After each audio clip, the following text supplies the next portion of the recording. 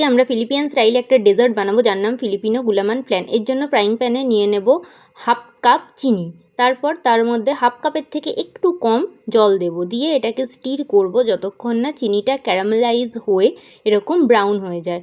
চিনি ক্যারামেলাইজ হয়ে গেলে এটাকে একটা পাত্রে ট্রান্সফার করে দিয়ে আমরা ভালো করে ক্যারামেলটাকে ছড়িয়ে নেব, ঠিক এইভাবে।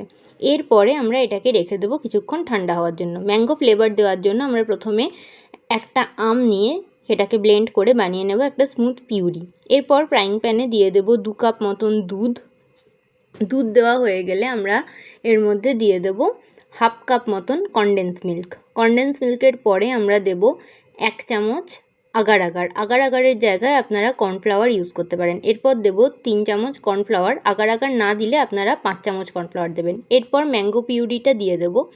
এরপরে আবার আমরা এই পুরো মিক্সচারটার মধ্যে দিয়ে দেব 2 চামচ চিনি দেওয়া হয়ে গেলে মিক্সচারটাকে ভালো করে স্টির করব যতক্ষণ না এটা ঠিক হয়ে আসে। এটা কিন্তু ভালো করে ঠিক হতেই হবে। এরপর ক্যারামেলাইজ চিনির ওপরে আমরা এই পুরো মিক্সচারটাকে ট্রান্সফার করে এটাকে কিছুক্ষণ ঠান্ডা করব। ঠান্ডা হয়ে গেলে আমরা রেফ্রিজারেট করব 3 থেকে 4 ঘন্টা।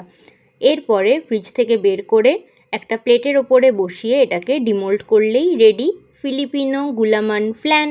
এরপরে এটাকে আপনারা এনজয় করতে পারেন। রেসিপিটা কেমন লাগলো আমাকে কমেন্টে অবশ্যই জানাবেন, আর এরকম আরও রেসিপি পেতে আমার পেজটাকে ফলো করবেন। বাই।